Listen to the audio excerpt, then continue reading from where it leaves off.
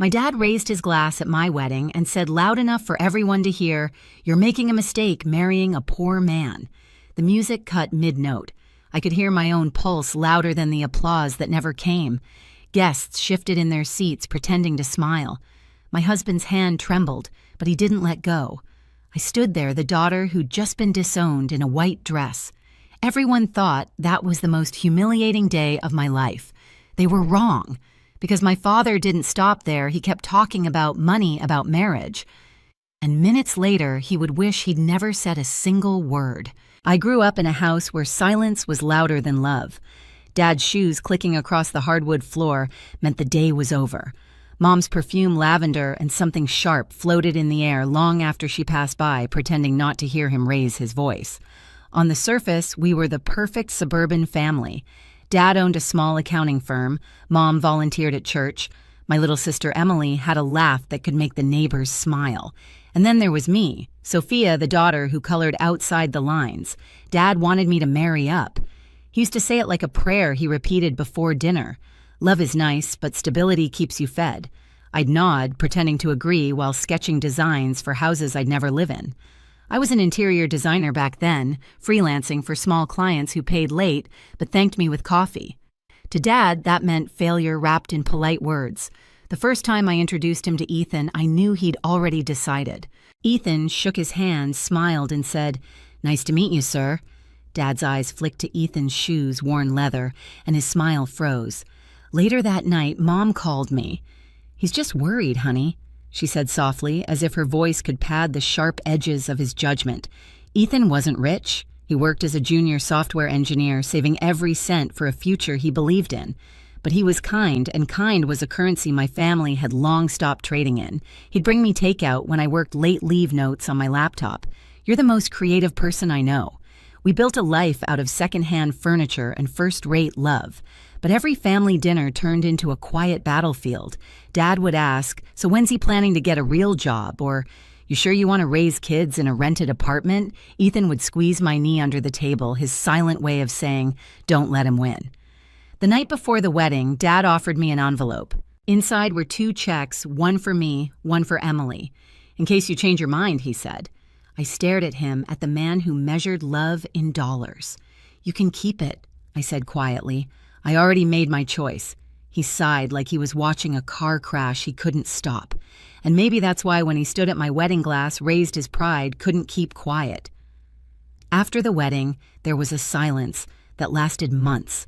No calls, no texts, just the echo of my father's voice replaying in my head. Ethan and I moved into a small apartment above a bakery. Every morning, the smell of fresh bread drifted through our windows, softening the sting of everything we'd lost. We learned to live simply, hand-me-down, couch-chipped plates, a plant that refused to die. It wasn't glamorous, but it was ours. When Emily finally visited, she stood in the doorway and whispered, "Dad said you'd come running back." I laughed, though it came out bitter. "Then don't tell him I'm running forward instead." She stayed for dinner, glancing at our modest kitchen, the flickering light bulb, the paint that needed another coat. "You guys seem happy," she said, surprised. Ethan grinned. "We are. Happiness doesn't need granite countertops." But I could tell she was carrying something she didn't know how to say. Weeks later, it came out in a late-night call. "Sophia," her voice cracked. "Dad told me not to tell you, but they're struggling. The firm's losing clients. He's thinking of selling the house." I went quiet. I didn't feel satisfaction, just a strange ache where anger used to live. Then came the wedding anniversary dinner. Mom called, said Dad wanted to make peace. I agreed, mostly for Emily's sake. We met at a fancy restaurant, the kind Dad used to brag about. He arrived in a suit that didn't fit like it used to. His hair had more gray, but his pride was intact. He talked about investments, responsibility, how Ethan should consider something more stable. The same sermon, just served on a more expensive plate. But halfway through dessert, Emily blurted out, "Dad, maybe they could help us with the loan." His fork froze midair. I looked at her. "What loan?" The silence stretched. Dad cleared his throat. "It's nothing you need to worry about." But Emily's eyes darted guilt written all over her face. That night after they left, Ethan and I sat in the car outside the restaurant. "They're in trouble," he said quietly, "and she wasn't supposed to tell you." I nodded. "He's too proud to ask." He'd rather choke on his own pride than admit he needs help. Ethan reached for my hand. What do we do? I stared out the window, watching the city lights blur. We wait, I said, because something tells me the story isn't over, and I was right. The next time I saw my father, he wasn't talking about my mistakes. He was about to make one of his own. A few weeks later, the phone rang just after midnight. Emily's name flashed across the screen. Her voice was trembling. Sophia, Dad asked me to co-sign a loan for the firm. He said it's just a formality, but my stomach tightened. Emily, don't sign anything. She hesitated. He said you wouldn't understand, that you always think he's the villain. Then tell him villains don't ask their daughters to save their pride, I said quietly. By the next morning, I knew I couldn't just stand by. Ethan was already at the kitchen table, coffee steaming, laptop open. We'll figure it out, he said, eyes scanning spreadsheets and legal blogs. If he's using Emily's name for collateral, that's not just wrong, it's illegal. We spent nights researching buried in words I'd never thought I'd read: liability, misrepresentation, elder financial exploitation. It wasn't just about money anymore. It was about protecting the only person who still tried to believe in the good parts of our family. Mom called days later. Your father's been under pressure, she whispered. Don't make this harder. I almost laughed. Harder than standing by while he ruins Emily's credit, no mom. This time, I'm not pretending. That evening, I drove to my parents' house. The porch light still flickered just like it did when I was a kid. Inside, everything smelled the same lemon cleaner and Dad's aftershave. He was at the table, papers spread everywhere. What are you doing here? He asked without looking up. Trying to stop you before you destroy Emily's future, I said. He scoffed. Don't lecture me, Sophia. You chose your path. Let me handle mine. I slid a printout across the table. You mean the one where you borrow money? In her name, I talked to a lawyer. It's fraud. For the first time, his eyes faltered. You wouldn't tell. Protect her, yes, I would. He stood, voice shaking with anger. You've always been dramatic. You think love means interfering. You don't understand responsibility. No, Dad, I said, meeting his gaze. I understand it better than you do. When I left, the air outside felt colder, but my mind was clear. Ethan was waiting in the car headlights, cutting through the dark. Well, he asked. He's cornered, I said. But he's not done yet. We met with our lawyer the next day, a kind woman named Grace, firm handshake, sharper eyes. Document everything she said. Emails, texts, any proof that Emily was coerced. Ethan nodded. We'll be ready. The days crawled by. Dad stopped returning calls. Mom kept saying it's just stress. But I could feel it, something bigger was coming. On a rainy Friday, Ethan turned from his computer, face pale. Sophia, look. He showed me the notice. Dad's firm was under investigation. Misused funds, false signatures. I didn't feel triumph, just a quiet, heavy relief. Grace was right, I said. He's about to face what he's been running from. Ethan took my hand. What now? I exhaled slowly. Now, we wait for him to land, because when he did, I'd be standing there with the truth he could no longer outrun.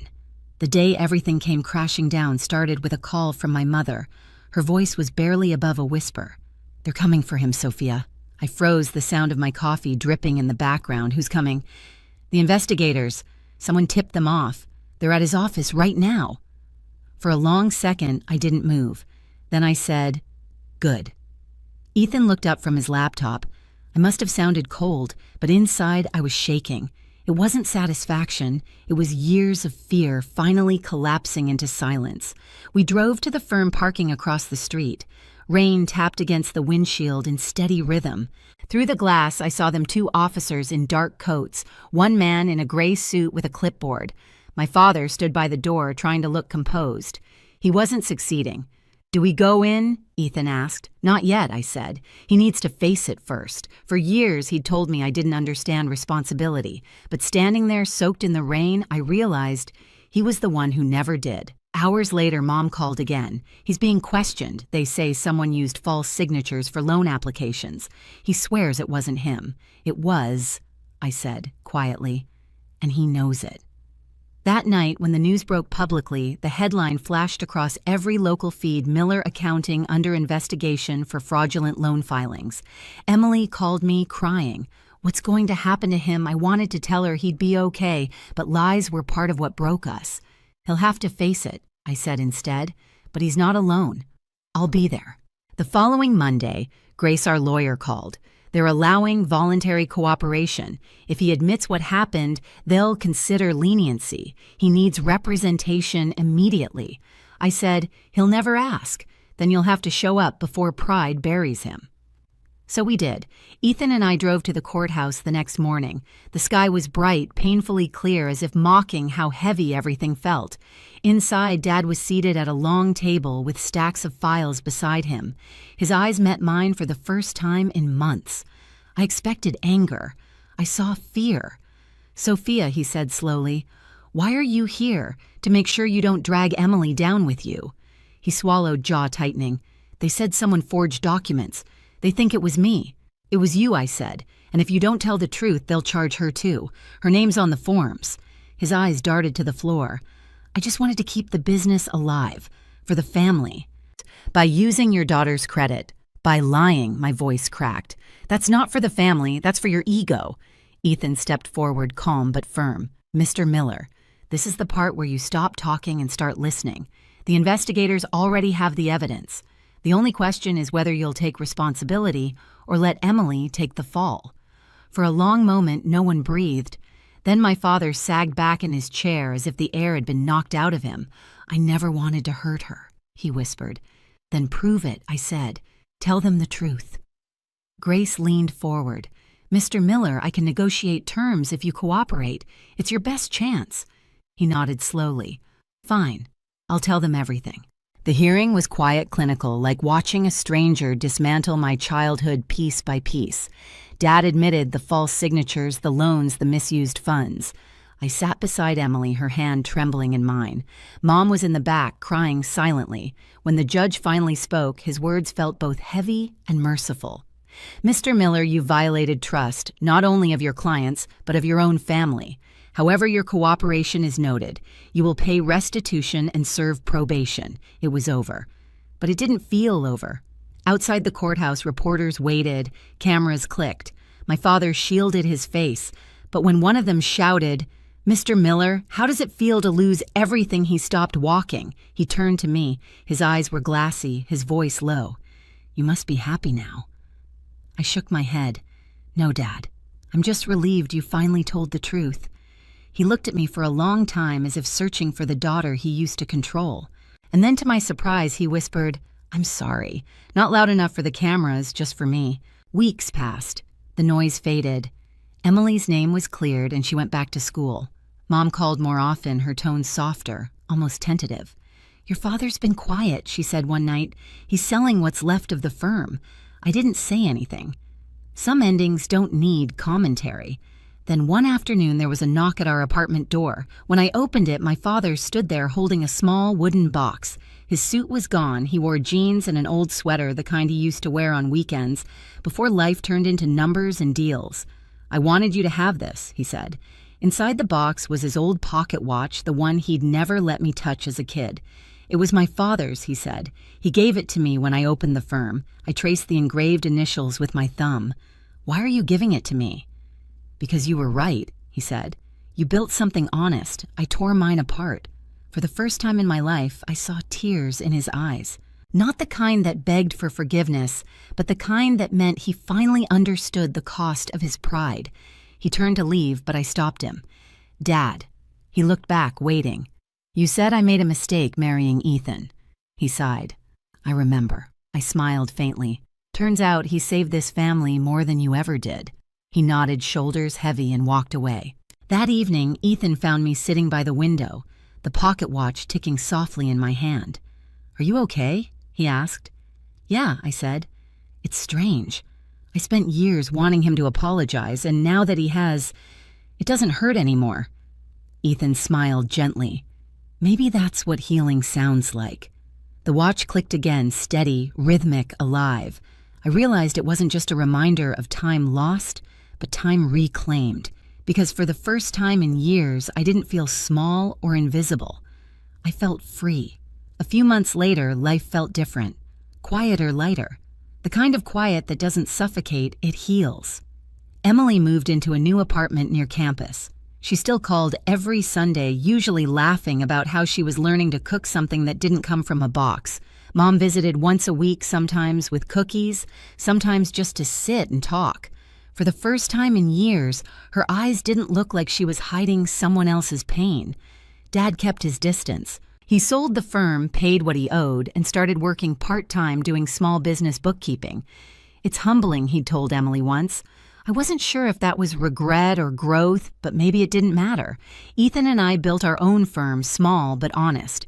We even hired a few interns' kids who reminded me of myself when I was terrified of failing. Sometimes I'd see Dad's old watch ticking on my desk and I'd smile, not out of victory, but peace. The last time I saw him, it was at Emily's graduation. He stood quietly in the crowd, clapping eyes damp. When he looked at me, he didn't say a word. He just nodded. And in that small, wordless moment, I knew we'd finally made it through. I used to think revenge meant watching someone suffer. But now I know it's watching them learn, watching them face the truth they ran from and finally understand what love was supposed to look like. My father lost everything he built, but somehow we all gained something better: honesty. If this story reminds you of your own family, you're not alone. Sometimes healing starts when we stop trying to prove our worth and just live it. Share this with someone who needs that reminder. And don't forget to subscribe, because the next story might feel a little too familiar.